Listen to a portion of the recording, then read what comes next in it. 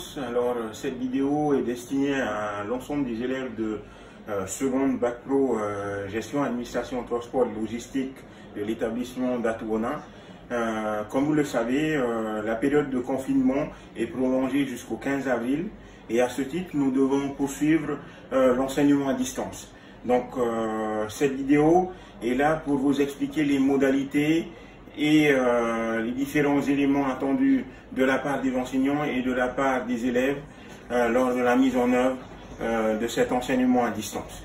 Alors, donc la principale plateforme qui va être utilisée par les enseignants et par les élèves est mise en place avec l'accord du principal et la plateforme Dropbox qui va être que vous pouvez joindre via le site du collège lycée pro d'Atouona.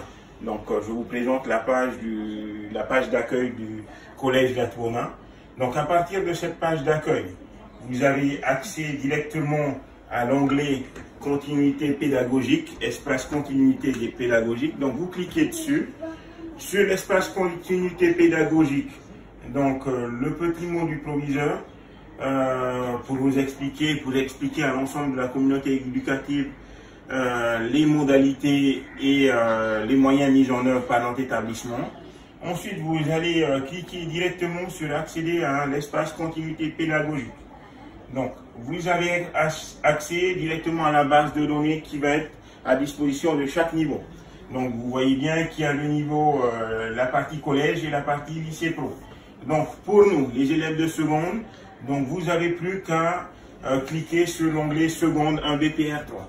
Et donc là, comme vous le voyez, vous voyez apparaître à l'écran l'ensemble des dossiers concernant votre niveau.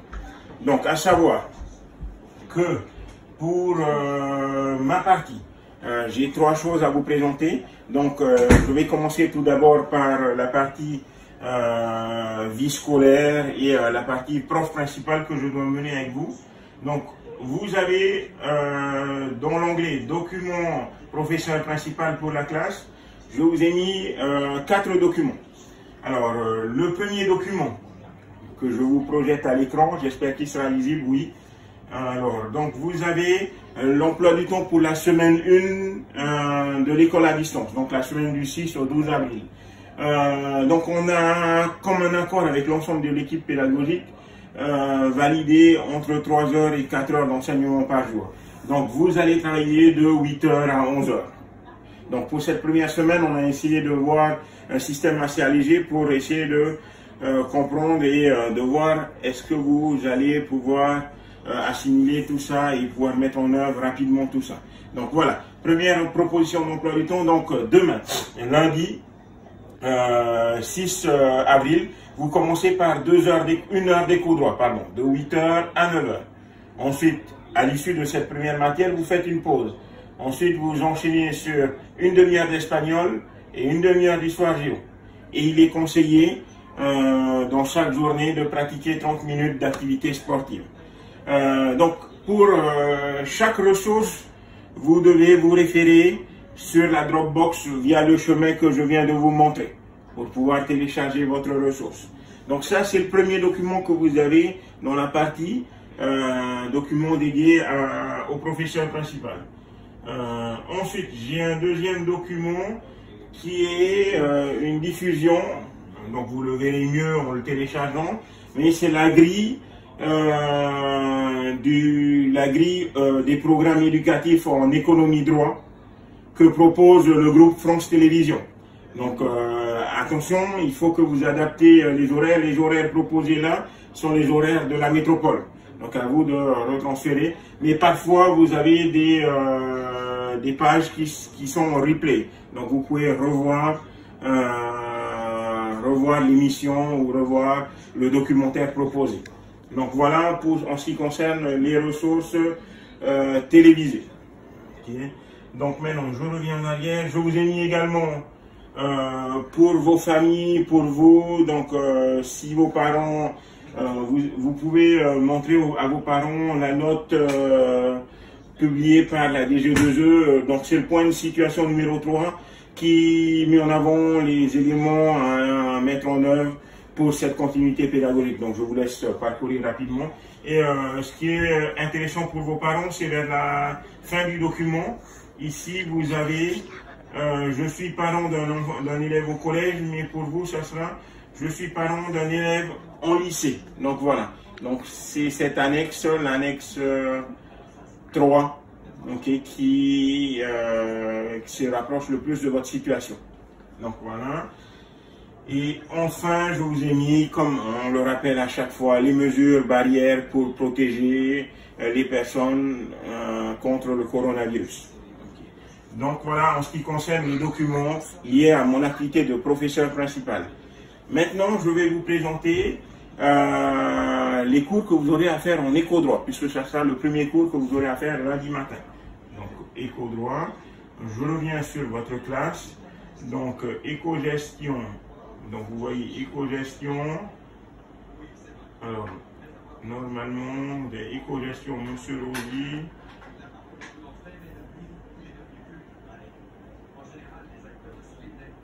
Ok, donc voilà. Éco-gestion, Monsieur Rosy. Donc ici, je vous ai remis le premier, l'introduction qu'on a fait sur la dynamique de répartition des revenus et justement sur la définition de revenus. Donc à vous de revoir cette vidéo, de revoir les éléments qu'on a pu mettre en avant, notamment ce qui concerne les revenus d'activité, les revenus mixtes et les revenus de la propriété. Et je vous demande, par rapport à ces éléments qu'on a déjà abordés ensemble, donc on voit bien que dans le revenu d'activité, il y a les salaires et les primes. Dans les revenus mixtes, vous avez les profits et les honoraires. Et dans les revenus de la propriété, vous avez les quittances de loyer, les dividendes issus d'actions que vous disposez et les intérêts issus de vos placements bancaires. Ensuite, vous allez aborder la notion de redistribution, c'est-à-dire que l'État intervient pour réduire les inégalités. L'État intervient notamment en versant, en imposant aux citoyens certaines taxes, notamment des impôts, des cotisations sociales. Donc ça, c'est ce qui est versé à l'État, donc ce qui est déduit de votre salaire. Ensuite, vous avez ce qui s'ajoute aux revenus, donc ce qui s'appelle les revenus de transfert. Donc, ce qui s'ajoute au salaire, vous avez notamment tout l'ensemble des prestations sociales. Aide à la rentrée scolaire, allocation familiale et plusieurs autres dispositifs. Donc, voilà. Et donc, ça vous permet d'obtenir le revenu secondaire. Donc, je rappelle que le revenu secondaire, c'est les revenus d'activité plus les revenus mixtes plus les revenus de la propriété, donc dans les revenus primaires. Et la redistribution, donc, revenu primaire moins l'ensemble des impôts et cotisations, plus les revenus de transfert vous donnent le revenu disponible de votre ménage. Ça, on l'a vu, vous devez revoir et remanipuler. Donc, par rapport à ça, vous allez devoir compléter la première partie du chapitre 7 sur les revenus. Ok, donc ce chapitre, je vous l'ai mis également en copie de ce dossier. Donc, la notion, comme vous le voyez, comme on a pu commencer à le voir, de revenus disponibles, revenus d'activité, revenus de la propriété, revenus mixtes et revenus de transfert, comme je viens de vous expliquer très rapidement. Ok, donc dans cette première partie, vous allez être chargé de calculer pour le compte de la famille Sean qui perçoit plusieurs revenus de différents types. Vous allez être le comptable de cette famille et identifier déjà leur revenu primaire, leur revenu direct, donc à travers justement cette mise en situation. Okay. Ici, ce sont des documents qui vous permettent d'identifier qu'est-ce qu'un revenu du travail, qu'est-ce qu'un revenu mixte et qu'est-ce qu'un revenu de la propriété.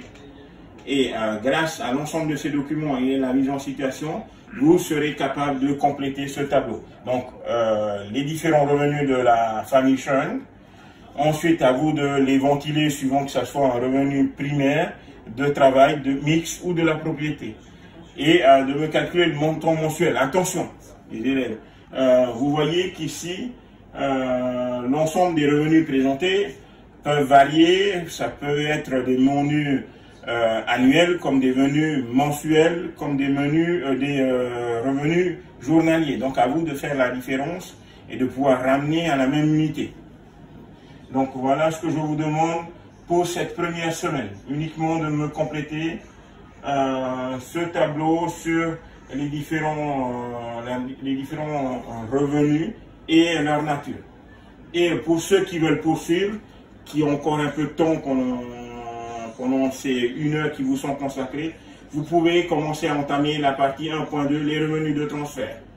Donc voilà pour ceux qui souhaitent avancer et qui ont le temps de pouvoir continuer plus. Donc, mais l'activité pour 1 heure, c'est celle-ci déjà. Donc voilà pour ce qui concerne l'éco-droit. Maintenant pour la partie pôle 1. Donc on va faire des révisions sur la facturation. Donc je reviens, pôle 1, ici, un BPR 3 mathématiques. Voilà. Donc Monsieur Rosy, un BPR 3 pour le pôle 1. Attendez.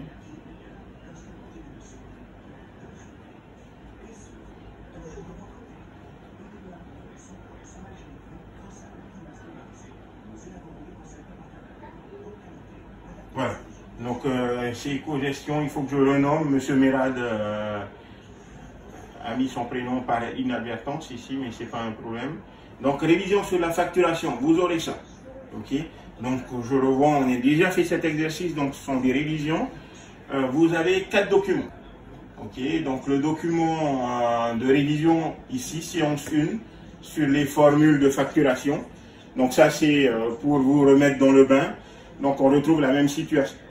Vous êtes dans un magasin de vente de textiles et on vous demande, donc je vous ai mis la correction également, on vous demande de calculer le prix de vente hors taxe, de calculer le prix de vente après remise. On vous demande également de calculer le prix de vente TTC, toute taxe comprise, je rappelle.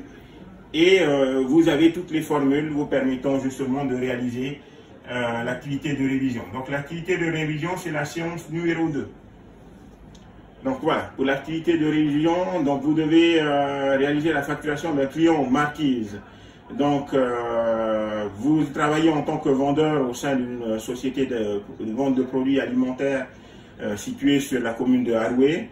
Et vous êtes en lien avec M. Tana Taïfitou, chargé des commandes dans les îles. Okay. Donc vous recevez une commande de la part de... Donc voilà, je vous mets... vous verrez mieux lors du téléchargement. Vous recevez une commande de la part de Madame Diane Moquet, qui est gestionnaire comptable au lycée professionnel des Marquises.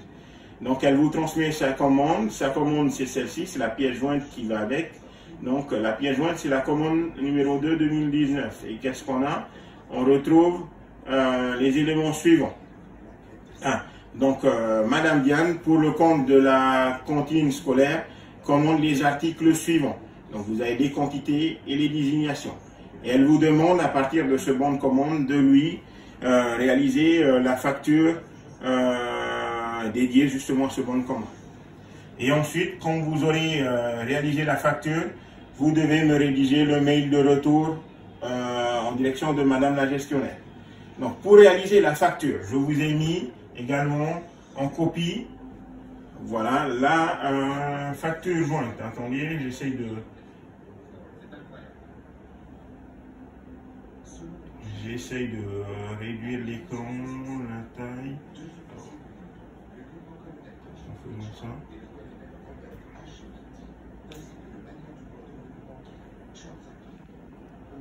Oui, donc vous avez ce document sur la facturation, donc on retrouve les principaux éléments.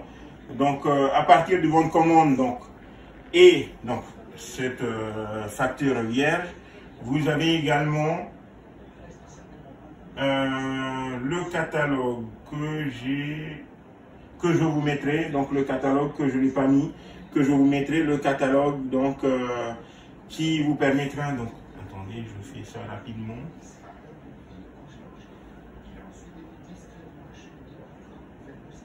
Je vous mets le catalogue pour que vous voyez.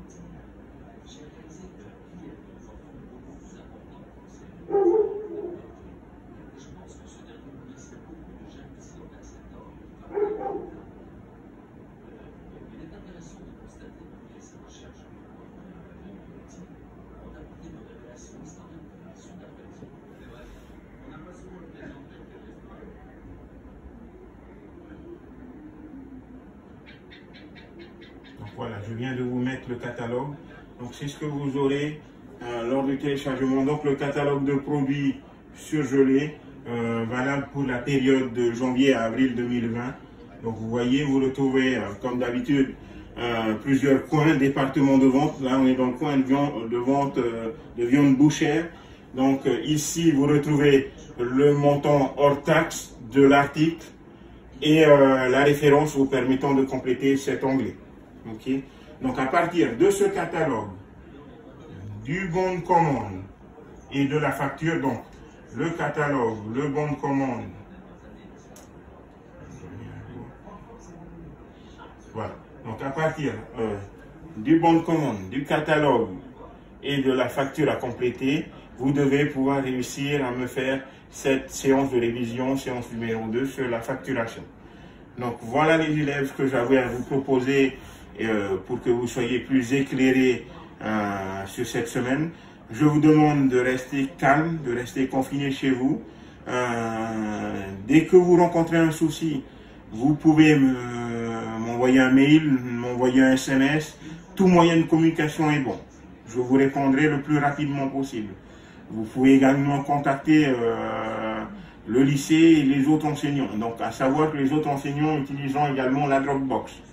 Mais restez quand même éveillés à l'ensemble de vos moyens de communication pour qu'on puisse vous contacter.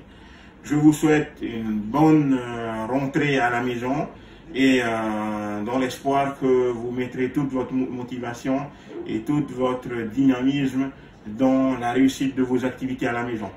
Kahanui Apai.